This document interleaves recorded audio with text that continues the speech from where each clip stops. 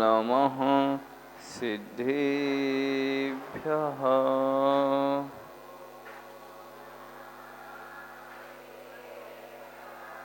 ॐ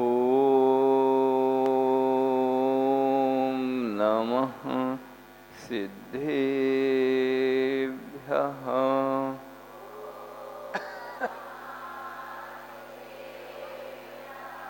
ॐ नमः सिद्धेभ्यः।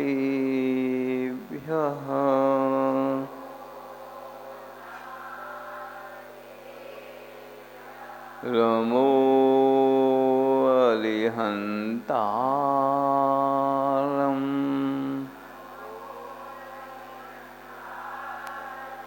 रमो सिद्धारणम्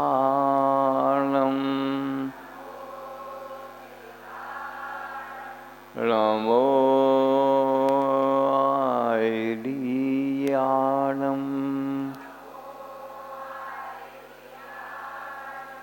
रमो अध्यायाणम्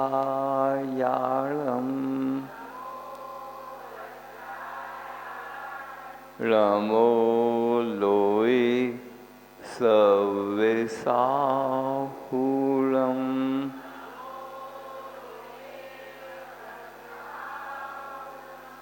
ऐसो पंच नमोकारो सब पावपणासनो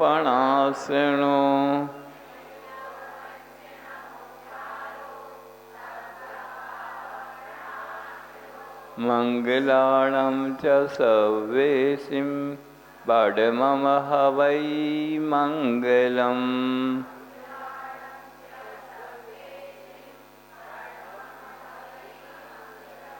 जय बोलो आदि ब्रह्मा आदिनाथ भगवान की। जय बोलो चिंतामणि पार्श्वनाथ भगवान की। जय बोलो विद्योदय तीर्थ की। जय बोलो आचार्य हुए 108 विद्यासागर महामुनिराज की। जय बोलो आचार्य समय सागर महामुनिराज की। बोलो पूज्य गुरुवर 108 श्री संभव सागर जी महामुनिराज की जय। मुनि संघ की जय। रमोकाल मंत्र का जो पद्यानुवाद है हिंदी, उसको पढ़ेंगे। पुस्तक नहीं हो तो ले लो, यहाँ पे पीछे भी रखी है, इसको दे दो भैया अमन। हे शांत संत अरहंत अनंत ज्ञाता,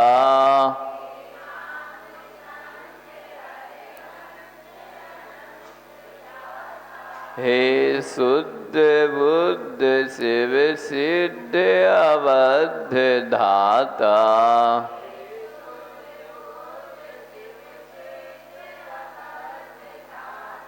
आचार्य वर्य उबधाय सुसाधु सिंधु,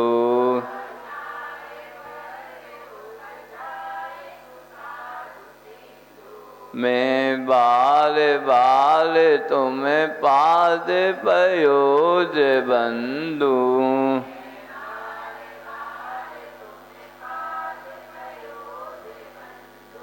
है मूल मंत्र नवकाल सुखी बनाता,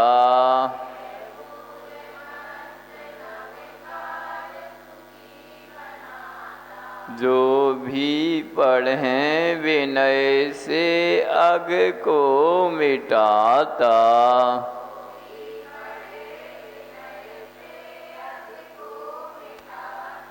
है आद्य मंगल यही सब मंगलों में,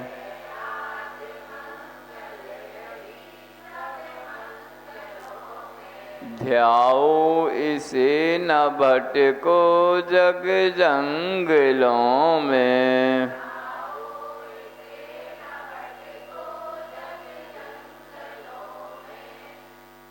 दो गाथाएं हो गई थी। हम आगे की गाथाओं के माध्यम से अपनी बात आगे बढ़ाते हैं। अरहंता मंगलम सिद्धामंगलम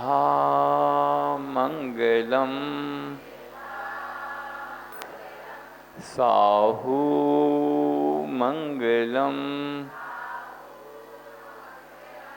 केवली पन्नतो धम्मो मंगलम।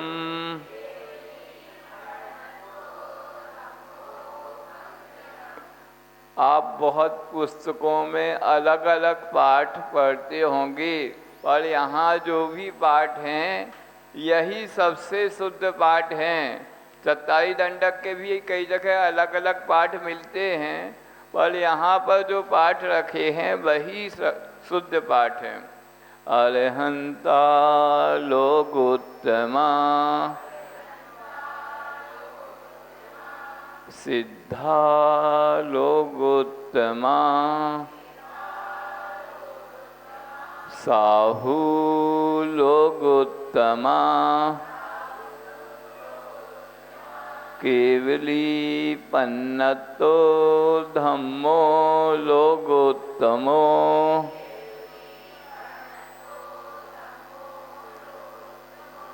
अरहन्ते शरणं पव्रजामि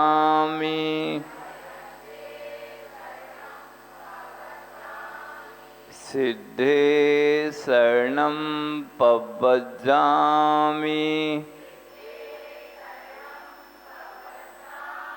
साहू शरणं पव्रजामि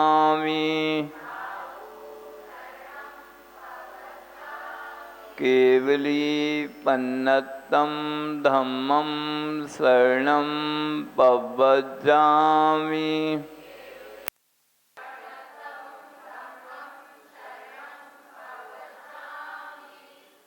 इन्हीं गाथाओं का हिंदी पद्यानुवाद जो गुरुओं ने लिखा है वो उसको पाठ करते हैं।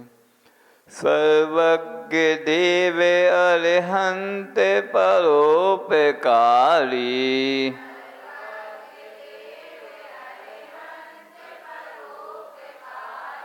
श्री सिद्ध वंद परमात्म निर्विकारी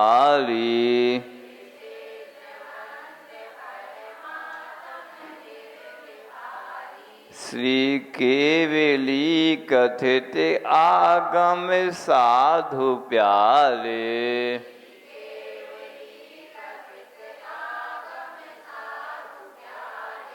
ये चार मंगल अमंगल को निवारे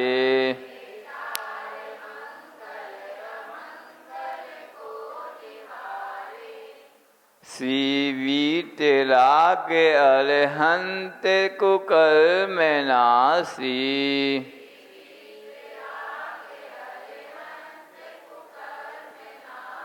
श्री सिद्ध शाश्वत सुखी शिव धाम वासी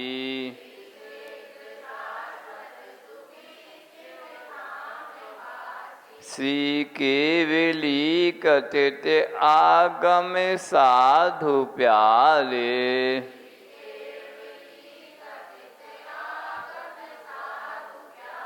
ये चार उत्तम अनुत्तम शेष सारे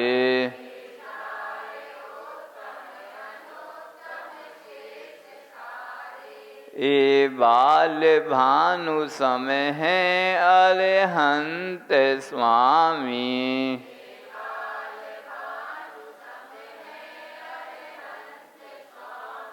लोकाग्र में स्थित सदाशिव सिद्ध नामी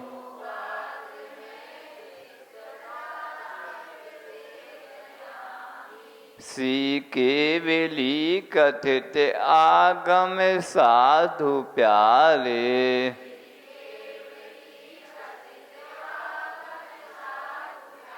ये चार ही शरण हैं जग में हमारे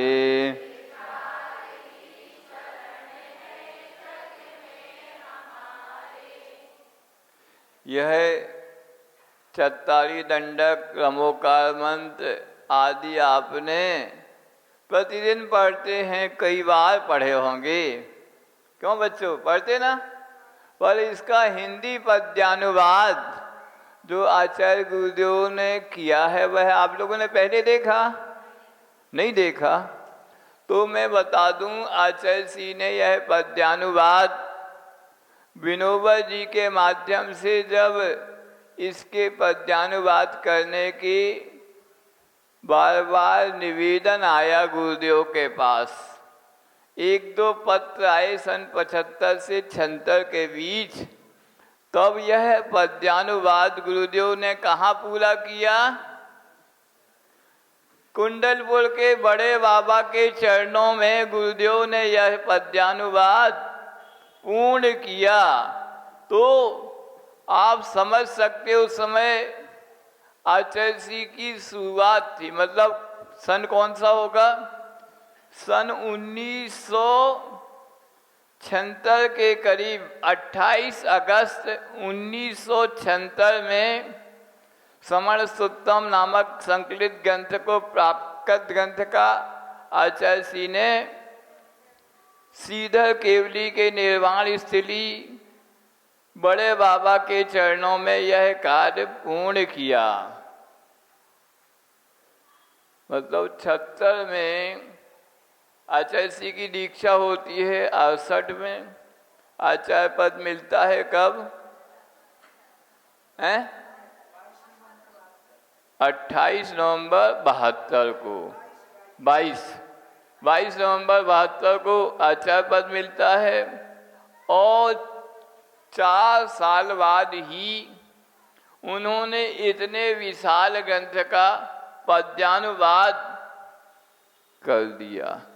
और उस समय आचार्य जी कहते, एक दोहा उन्होंने बड़े बाबा को समर्पित करते हुए लिखा, बड़े बाबा बड़ी कृपा की मुझ पे आदेश। क्या लिखते हैं? बड़े बाबा बड़ी कृपा की मुझ पे आदेश, पूर्ण हुई मम कामना पाकर जिन आशीष। प्रश्न नंबर 248 पर यह दोहा लिखा हुआ है, बड़े बाबा बड़ी कृपा की मुझ पर आदेश, पूर्ण हुई मम कामना पाकर जिन आशीष। लोग कहते हैं जो भी शुरुआती दौर से बाद तक कुंडलपुर के बड़े बाबा के दर्शन करने जाता था और साथ में वहाँ आचार्य जी के भी दर्शन हो जाते थे, तो उन्हें तो लोग कहते थे क्या? बड़े बाबा। और इन्हें क्या कहने लगे थे लोग? बुंदेलखंड के लोग कहने लगे थे, वो तो बड़े बाबा हैं और ये छोटे बाबा हैं। कवियों ने तो ऐसा भी कह दिया था कि बड़े बाबा और छोटे बाबा की जोड़ी अजब निराली है। क्या कहते थे कवि लोग? अजब निराली है। और यह भी कहते थे कि दोनों में बहुत बातें होती, चर्चाएं होती, दोनों की आपस में काफी बातें होती हैं। तभी तो उन्होंने लिखा, बड़े बाबा बड़ी कृपा पूर्ण हुई मम आशीष।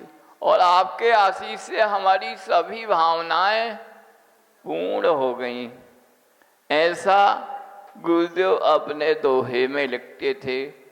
तो कोई पूछने वाला पूछ सकता है कि आचार्य जी की कौन सी भावना हो सकती है, कौन सी कामना हो सकती है जो बड़े बाबा के पास में उनके पादमूल में जाके उनकी भक्ति से क्या हो गई?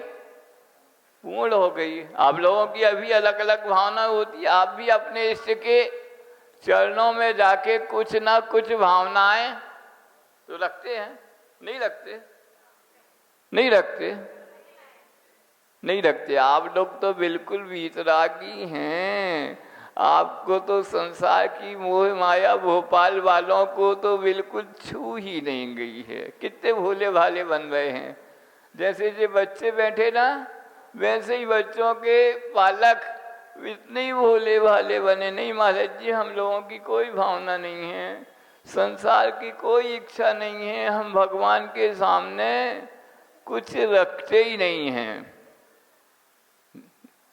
वैसे हमने सोचा था आज तो रविवार है, दूसरे दिनों से लोग ज़्यादा आएंगे, पर सुनते हैं भोपाल वाले रविवार के दिन पूरी छुट्टी मनाते हैं। ऐसे ही करते हैं, हैं? क्या करते हैं?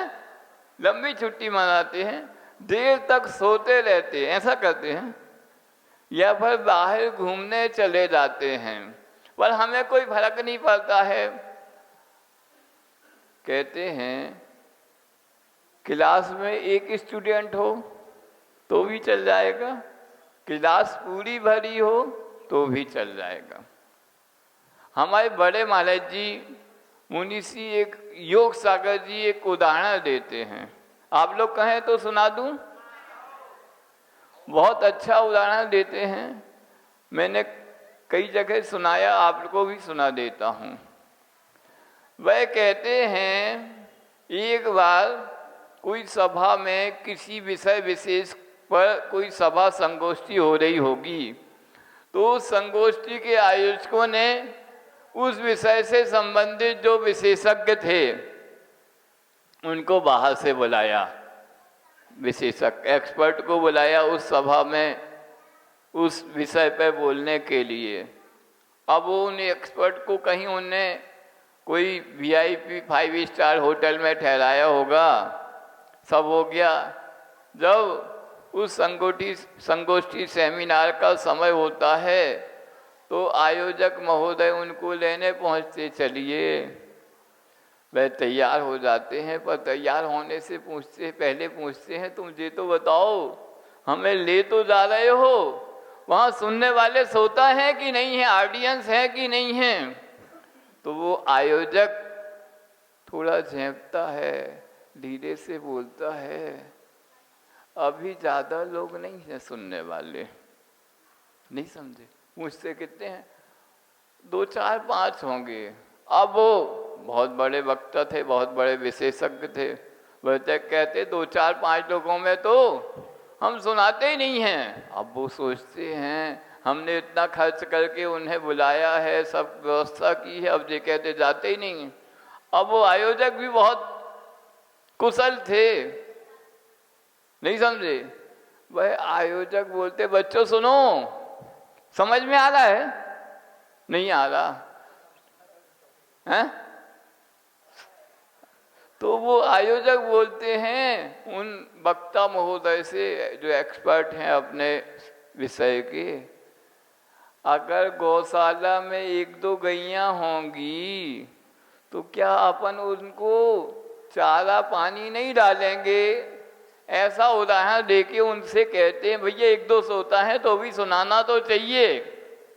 मतलब अब वो उनकी बात पर वो चढ़ गए, ठीक है भैया, गौशाला में 1-2 गायें हैं तो भी चारा डाला जाता, मतलब हमें तो सुनाना ही होगा। वो आ गए सुनाने। अब वो जब आ गए, तैस में आई गए, तो थोड़े बहुत सोता थे, पर उन्होंने अपना लेक्चर जो शुरू किया तो वो है नॉन स्टॉप। 1 घंटा निकल गया, 1.5 हो गया, 2 हो गए, वह नॉन स्टॉप सुनाते ही रहे। तब वो आयोजक थोड़ी से धीरे से खड़े हुए, क्या बोलते हैं, क्या आप पूरी गौशाला की गैयों की सानी और चारा 2 ही 4 को डाल दोगे क्या?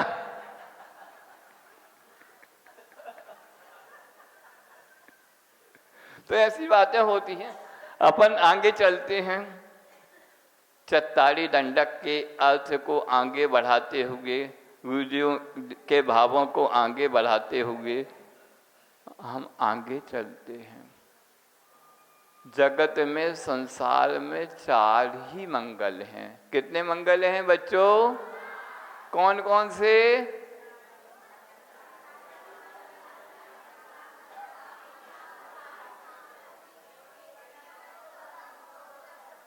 चार ही मंगल हैं, 5वां कोई मंगल नहीं है। नहीं समझे? मंगल क्या होता है?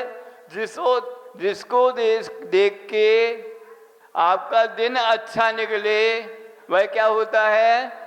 जैसे लौकिक में हम देखते हैं कोई अपने घर सिर पे पूर्ण घट मतलब घड़ा या कलश रखे हुए कोई महिला दिख जाए तो वह लौकिक मंगल है, मतलब उस दिन आपका दिन बिल्कुल बहुत अच्छा है, सुपर डुपर हिट है, यूं समझ लीजिए।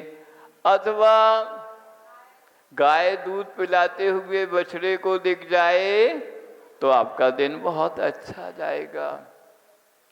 ये तो आप लोगों के लिए है। मैं महाभारत की बात कर रहा हूँ। कहाँ की? महाभारत तो सुना होगा ना। हाँ महाराज जी, B.R. चोपड़ा ने तो उसको सब जगह फेमस कर दिया। जब से उनने टीवी में सीरियल के रूप में दिया है, जो कोई नहीं जानते थे वह भी महाभारत को जानने लगे, और रामानंद सागर की रामायण से सभी रामचरितमानस और रामायण को जानने लगे। हम महाभारत की बात कर रहे। व्यास जी का वह बहुत महनी ग्रंथ है और उसको बहुसंख्यक लोग गीता का तो पाठ करते हैं। विनोबा जी भी, जिन्होंने समण सूत्र ग्रंथ लिखने की प्रबल प्रेरणा दी, वह भी कहते हैं गीता से अधिक और महावीर से बढ़कर मेरे जीवन में कोई नहीं है। विनोबा क्या बोलते? गीता से अधिक और महावीर से बढ़कर मेरे जीवन में कोई नहीं है। और आगे चले तो बोलते दोनों का हमारे जीवन में बराबर योगदान है। तो जब महाभारत का वह दृश्य कुरुक्षेत्र पर उस महाभारत को प्रारंभ होना है और पांडव और कौरव पक्ष दोनों की सेनाएं आमने सामने खड़ी हुई हैं, बिल्कुल युद्ध प्रारंभ होने की स्थिति में है। और श्री कृष्ण स्वयं अर्जुन के सारथी बने, मतलब उसके रथ का सारथित्व कौन निभा रहे हैं? स्वयं श्री कृष्ण जी निभा रहे हैं। और अर्जुन पूरे दृश्य को देखकर बहुत उदासीन है, मतलब पूरे महाभारत का सर्वश्रेष्ठ धनुर्धर उस युद्ध से उदासीन है। अथवा यूं समझ लीजिए क्रिकेट का मैच प्रारंभ होने को है। भारत की टीम से जो सबसे अच्छा बैट्समैन है कौन? विराट कोहली। कोई होगा ना, हैं कि वैभव सूर्यवंशी? विराट कोहली तो ठीक है। अब वही खेलने में इंटरेस्ट नहीं ले रहा है। क्या समझे बच्चों? मैच प्रारंभ हो रहा है, चाहे आईपीएल को है, चाहे भारत और पाकिस्तान का मैच प्रारंभ हो रहा है। भारत टीम का सर्वश्रेष्ठ बैट्समैन विराट कोहली खेलने में कोई इंटरेस्ट नहीं दिखा रहा।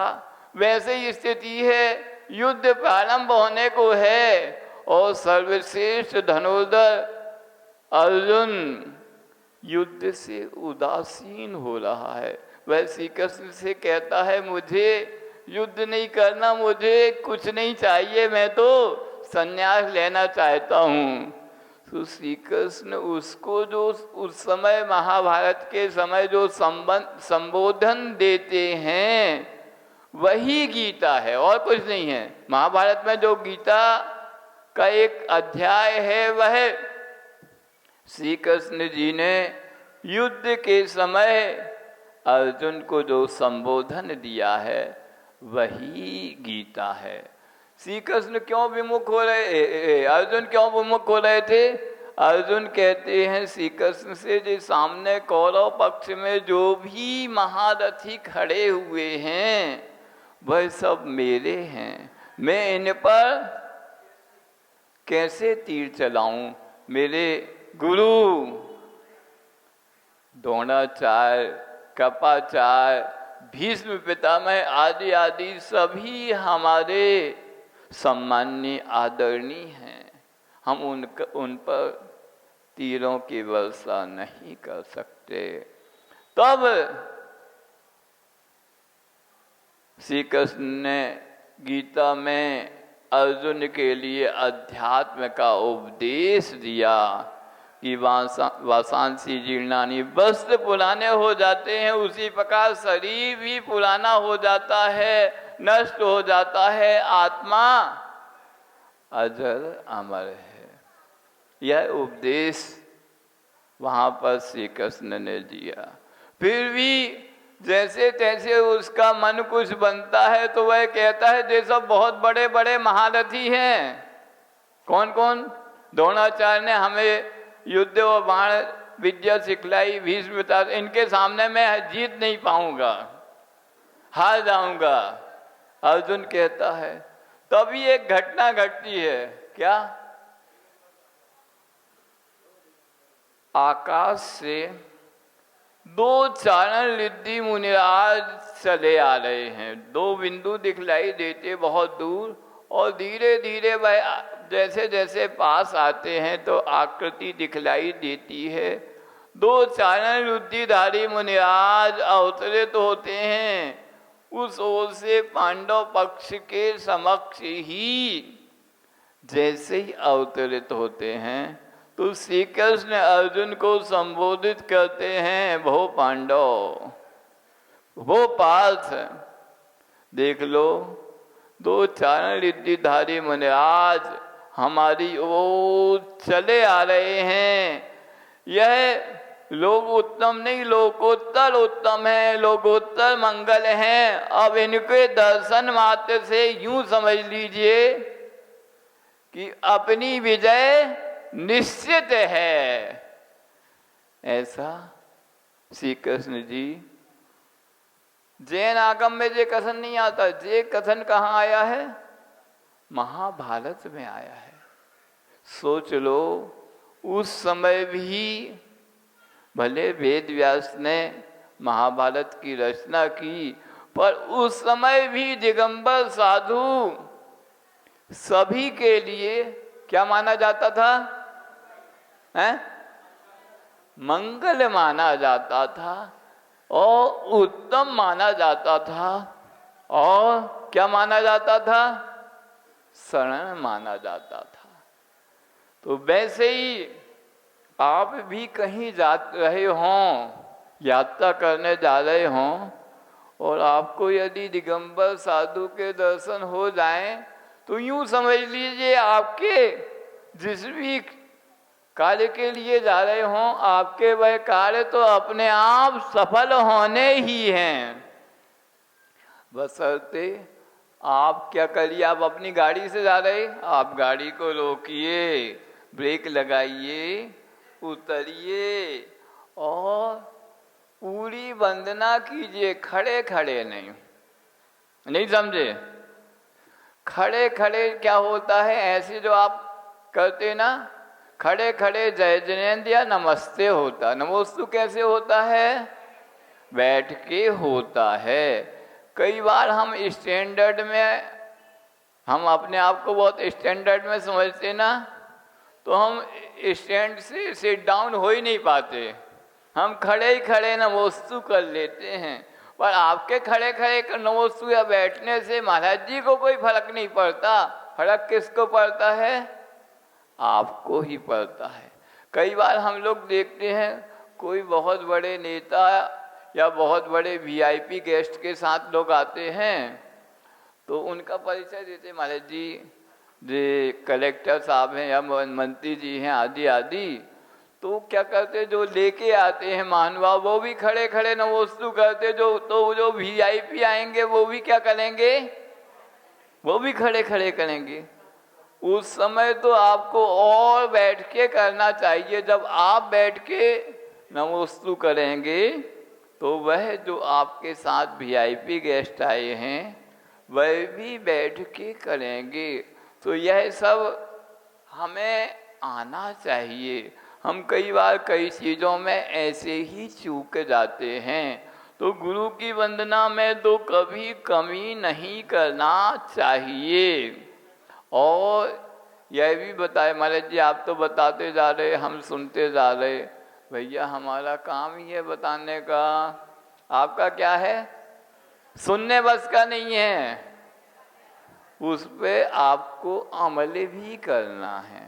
सुनने का बस नहीं है। देखो हम तो सुना देंगे, हमारी तो ड्यूटी है सुनाने की, पर आपको उसमें अमल करेंगे तो आपका ही मंगल है, आपका ही कल्याण है। तो जो महाभारत में भी साधु मंगल हो सकते हैं। उन्होंने कहा श्री कृष्ण जी ने, देखो अर्जुन, दो दिगंबर मुनिराज हमारी ओर चले आ रहे हैं, मतलब यूं समझो कि हमारी जीत निश्चित है। और वही हुआ, 18 दिन के घोर युद्ध के बाद पांडव पक्ष विजित हो गया। तो ऐसी बहुत सी चीजें हैं जिनको हम मंगल समझते हैं। और मैं बता दूं, ऐसे बहुत से प्रसंग हैं जहां जैन नहीं अजैन व्यक्ति भी शिव गुरुदेव की छवि देखकर अपने आप जीवन को धन्य समझने लगते हैं। कैसे कि हमने वीतरागी साधु की उस छवि को निहाल लिया। हमें और कोई नहीं, हमें जीते जाते भक्तवान, जीते जागते भगवान के दर्शन हो गए। ऐसे ढेर सारे संस्मरण हमारे स्मृति पटल पर चले आ रहे हैं, सिर्फ इस प्रसंग को देखते हुए। आप लोग कहें तो सुना दूं? सुनना चाहते नहीं? आप लोग कहेंगे महाराज जी तो कुछ प्रवचन तो करते नहीं, लोग रोज एक संस्मरण सुना देते हैं। अच्छे लगते हैं तो कौन सा सुना दूं? मैं अपनी इंडेक्स खोल लूं पहले। आ तो बहुत सारे रहे, फिर भी एक संस्मरण देख लेते हैं। अभी आपने देखा आचार्य समय सागर जी महाराज ने मुक्तागिर सिद्ध क्षेत्र में कितनी दीक्षाएं दी? 22 मुनि दीक्षाएं प्रदान की। उन 22 मुनि दीक्षाओं में 5 नवीन मुनिराज तो आपके नगर में अभी विद्यमान हैं। एक और सौभाग्य आपको भोपाल राजधानी को मिलने वाला है। पूछो क्या? हमारे संघ के एक मुनिराज और भोपाल राजधानी के लिए विहाररत हैं। वह 2, 4, 5 दिनों में आपके भोपाल नगर में प्रवेश करने को होंगे। पूछो कौन? एक तो आपके नगर गौरव तो हमारे साथ संघ में है ही मुनि श्री हीरक सागर जी। एक हमारे संघ के गौरव सागर जी। कौन? हमारे संघ के गौरव मुनि श्री गौरव सागर जी। खाते गांव से बिहार उनका नेमावर से बिहार उनका हो चुका है, और नेमावर और भोपाल के बीच में नसरुल्लागंज या उससे आगे निकल चुके होंगे। तो वह हमारे संघ से ही अभी विदिशा नगर से ही आचार्य महाराज के पास गए थे एलक अवस्था में, और आचार्य महाराज ने उन्हें मुनि दीक्षा प्रदान की। अब वह मुनि गौरव सागर के रूप में पुनः पधार रहे हैं। हम सब उनका क्या करेंगे? बहुत भव्यता से आगवानी स्वागत करेंगे। अब मैं उस संस्मरण की बात बता रहा हूँ। जैसे आचार्य महाराज ने अभी 22 मुनि दीक्षाएं कहाँ प्रदान की? मुक्तागिरी में। तो यह आचार्य समय सागर जी महाराज ने उस इतिहास को पुनः दोहराया है। कैसे दोहराया? इसके पहले आचार्य गुरुदेव विद्यासागर महाराज ने मुक्तागिरी में कितनी दीक्षाएं प्रदान की थी? आप लोगों को मालूम है? नहीं की थी? कितनी दी थी? वो तो आचार्य समय सागर जी महाराज ने दी हैं।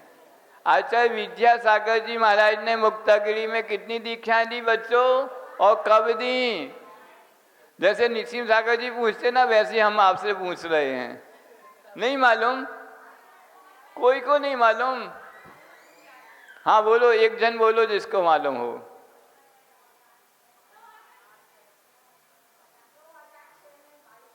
नहीं दी, बिल्कुल नहीं दी, बिल्कुल ऐसा बिल्कुल नहीं है। अब आप लोगों को कुछ नहीं मालूम, हम सोचते आप लोग आचार्य गुरुदेव के सबसे बड़े भक्त हैं, कम से कम दीक्षाएं कितनी दी हैं इतना तो आपको मालूम होना चाहिए, कब दी हैं। अब आप लोगों को नहीं मालूम तो हम ही बता देते हैं। हम उस समय आचार्य जी के संघ के ही सदस्य थे और हमारे सामने ही दीक्षाएं हुई। आप ये नहीं पूछना आपकी हुई कि नहीं हुई, हमारी नहीं हुई थी। हम दर्शक दीर्घा में बैठे थे, हमारे पास वीआईपी पास था। कौन सी अवस्था में थे हम आगे बताएंगे। तो उस समय 9 मुनि दीक्षाएं हुई। कितनी? इकाई का सबसे बड़ा अंक 9 मुनि दीक्षाएं। कितनी हुई बच्चों? हिंदी तो आती तुम लोगों को? 9 की 9 कितनी हुई? 9 हुई। और सन था 1998 में हुई। कब हुई? 1998 में मुक्तागिरी सिद्ध क्षेत्र में 9 मुनि दीक्षाएं गुरुदेव ने प्रदान की। और उस दीक्षा में सबसे बड़े महाराज थे जिन्हें आप कैप्टन कह सकते हैं, मुनि श्री अभय सागर जी, जो कि आचार्य गुरुदेव के हनुमान या इंसाइक्लोपीडिया आप जैनिज्म कहलाते हैं। उनके पास जैनिज्म से या संघ से संबंधित सभी जानकारियां उनके दिमाग में फीड हैं। उसके कैप्टन थे मुनि श्री अभय सागर जी। और अंतिम दीक्षा हुई थी, अंतिम क्रम में थे मुनि श्री चंद्र सागर जी। तो ऐसे 9 मुनि दीक्षाएं वहाँ पर हुई। उसका भी बहुत डिटेल है, अभी समय नहीं, अभी तो हम सीधे संस्मरण में चलते हैं कि संस्मरण की बात क्या है। मैं बता दूं, अभी तो इन लोगों की दीक्षाएं हुई तो बहुत तामझाम था। 22 मुनि दीक्षाओं में बहुत बड़ा पंडाल बना था, सब व्यवस्थाएं बहुत चाक चौबंद थी, सावकों के लिए भी बहुत अच्छी व्यवस्था थी। उस समय जो 9 मुनि दीक्षाएं हुई थी, तो जो मुक्तागिरी सिद्ध क्षेत्र के मंदिर परिसर का जो हाल है, अभी क्या हो गया हमें नहीं मालूम, 98 के बाद हम गए भी नहीं, उसी हाल में मुनि दीक्षाएं हुई थी। इतने सादे समारोह में 500 लोग होंगे करीब, बस इतने ही लोग थे। ज़्यादा लोगों को समाचार ही नहीं था, क्योंकि एक दिन पहले ही आचार्य भक्ति के बाद ही आचार्य जी ने वह कार्यक्रम, मतलब कार्यक्रम बताया है नहीं, जो एलक महाराज थे उनको बस बुलाया कि ऐसा सोचा है, मतलब कल दीक्षा है तो इसके एक दिन पहले बस बताया। और एक माइक आचार्य जी के पास था, एक संचालक के पास रहता था, उसमें संचालक दीक्षार्थी का नाम बोलता था, फिर वही माइक संचालक के पास से उठकर जो दीक्षार्थी को बोलना रहता था उसके पास जाता था। इतने कम संसाधन में, इतने कम लोगों में बहुत अच्छा दीक्षा का कार्यक्रम संपन्न हुआ। अब मैं बता रहा था, जब उसके बाद आचार्य जी का बिहार होता है मुक्तागिर से, तो करीब 25 मुनिराज दिगंबर साधु आचार्य जी के साथ चल रहे थे, आचार्य जी स्वयं। और आप पूछो आप कैसे थे? दिगंबर थे? नहीं, हम क्षुल्लक अवस्था में थे। 2 या 3 क्षुल्लक महाराज आचार्य जी के साथ चल रहे थे। साबक चूंकि जैन बहुल है नहीं, वह मुक्तागिरी का एरिया आदिवासी बहुल है, तो वह जंगल ही जंगल है। तो ऐसा मनोरम प्राकृतिक दृश्य के साथ हम लोग चले जा रहे थे। और जो आदिवासी, जिनको आप आदिवासी कहते हैं, आचार्य जी कहते हैं, आदिनाथ भगवान के वह वंशज हैं और उन्हीं के भक्त हैं, इसलिए वह आदिवासी कहलाते हैं। तो क्या दृश्य देखते हैं हम लोग उन आदिवासियों में, कैसी भक्ति गुरु के प्रति, वह आप समझ लें। और वह इस वीतरागता से क्या संकेत लेते, क्या उपदेश लेते, क्या मैसेज लेते, वह इस संस्मरण में है। चले आ रहे थे, हम लोगों ने देखा सड़क के दोनों ओर वह आदिवासी अपने घर के आगे आंगन में चौक पूरे हैं, रंगोली उन्होंने पूर रखी है। उस रंगोली के मध्य में एक कलश रखा है कलश में गेहूं भरा होगा और उस पर एक दीपक रखा है और वह दीपक जल रहा है। ऐसा वह उनके संकेत रूप से वह अपनी पूजन भक्ति समर्पित कर रही हैं। पूरा घर उस आंगन के उस चौक पे खड़ा है, बहुत भक्ति भाव से वह उन दिगंबर वीतरागी मुद्राओं को देख रहा है, नमन कर रहा है, नमस्कार कर रहा है। ऐसे सड़क के किनारे सैकड़ों पंक्तियों में लोग खड़े हैं और अपनी भक्ति का निवेदन कर रहे, पूरे अनुशासन में और पूरे भक्ति भाव में वह डूबे हुए हैं। दस आपको अच्छा लग रहा ना? हमें तो बहुत अच्छा लगा, आप लोगों को लगे नहीं लगे। अब आगे क्या होता है, क्योंकि हम क्षुल्लक थे तो पीछे चल रहे थे। अब हमने दो आदिवासियों की चर्चा सुनी। क्या सुनी? दो आदिवासियों की आपस में चर्चा क्या होती है। इस दृश्य को देख के किसी की क्या प्रतिक्रिया होगी, वही सच्ची प्रतिक्रिया होती है। तो दो आदिवासी आपस में चर्चा करते, उन वीतरागी इतने सारे संतों को देखते। एक आदिवासी दूसरे से कहता है, जो सबसे आगे बाबा चल रहे ना, जे इनके गुरु हैं। उनको वो निरक्षर भट्टारक, उन्हें पढ़ना लिखना नहीं आता, पर वो अपने दृश्य को देख के क्या परिकल्पना करते हैं, जो सबसे आगे नागा बाबा चल रहे ना, वो इन सब के क्या हैं? गुरु हैं। और जो उनके पीछे जो नागा बाबा चल रहे हैं, वो इनके शिष्य हैं। उन्होंने जो गुरु महाराज थे, जब इन बाबाओं ने अपनी इंद्रियों को जीत लिया तो इनको भी दिगंबर कर दिया, नागा बाबा बना दिया उनके गुरु ने। वो आदिवासी आपस में चर्चा करके एक दूसरे को बता रहे हैं। फिर वो कहते मेरे कान और खड़े हो गए। फिर आगे क्या बोल रहे, जे पीछे जो लंगोटी पहने चल रहे। अब हमने कहा हमारी चर्चा कर रहे थे लोग, सोचो उनको कुछ नहीं आता, पर सिर्फ दृश्य देखकर इतनी सब चर्चा वो कर रहे हैं। आप लोग कितना आगम पढ़ते, आपने क्या सीखा, कितने दर्शन करते हैं वीतरागी साधुओं के, आपने क्या सीखा आप देखें। और वो क्या प्रतिक्रिया कर रहे, उनने कितना कुछ ग्रहण किया एक दृश्य देख के। वो कहते हैं ये जो लंगोटी पहने ना दो तीन बाबा, जे अपनी इंद्रियों को जीतने का अभ्यास कर रहे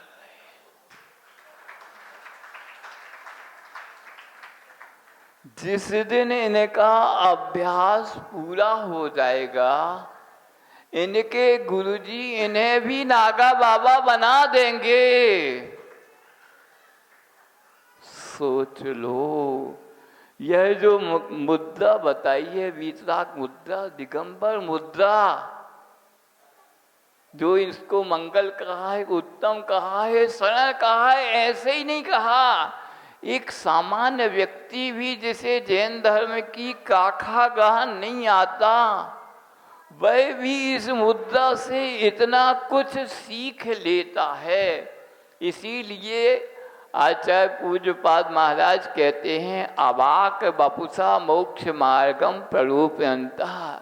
बिना बोले हुए भी इस वीतराग मुद्रा से मात्र वह मोक्ष मार्ग का कथन कर रहे हैं। तो मैंने जैसे ही उन आदिवासियों की चर्चा सुनी, और जो अंतिम वाक्य था वह तो अभी भी हमारे कानों में ऐसा लगता है कि वह बार बार ध्वनित होता रहता है। वह हमारे लिए था कि जो लोग हैं, जो लंगोटी पहने हैं, वह क्या कर रहे हैं, अपने इंद्रियों को जीतने का अभ्यास कर रहे हैं। और जिस दिन जीत लेंगे उस दिन उनके गुरु इन्हें भी नागा बाबा बना देंगे। मतलब उनके, मेरी तो भावना थी, पर उनके वाक्य ने हमें और आगे बढ़ने के लिए प्रेरणा प्रदान की। सोचो, तो यह दिगंबरत क्या है? बिल्कुल खुली किताब है। क्या है? ओपन बुक है। आप इस दिगंबर बाने से, इस वीतराग बाने से कहीं से भी कुछ भी, कोई भी, ऐसा नहीं किसी व्यक्ति विशेष के लिए, कहीं से भी पढ़ सकते, कोई भी प्रश्न उलट के पढ़ सकते हैं, कुछ भी पढ़ सकते हैं, वो कोई भी पढ़ सकता है। ऐसी यह दिगंबरत क्या है? खुली किताब है, ओपन बुक है। आपको पढ़ना है, आपको ग्रहण करना है, कितना ज़्यादा से ज़्यादा ग्रहण कर सकते हैं। और हम सब पर किनकी कृपा है? आचार्य गुरुदेव विद्यासागर महाराज की कृपा है। जब तक वह इस बुंदेलखंड में नहीं आए थे, एमपी में नहीं आए थे, दिगंबर साधुओं के दर्शन दुर्लभ थे। कोई को बहुत कोई दर्शन करने जाना होता था तो वो दक्षिण भारत जाता था, गोमटेश मूलबद्री के दर्शन करने जाएगा तो कहीं कोई दिगंबर साधु मिल जाएंगे। वह तो गुरुदेव की कृपा हुई कि हमें बहुत सहजता से अब वह दिगंबर साधु वीतरागी मुद्रा के दर्शन सुलभ हो गए। आपका समय हो गया, संस्मरण भी पूरा हो गया। जय बोलो आचार्य गुरुदेव विद्यासागर महामुनि आज की।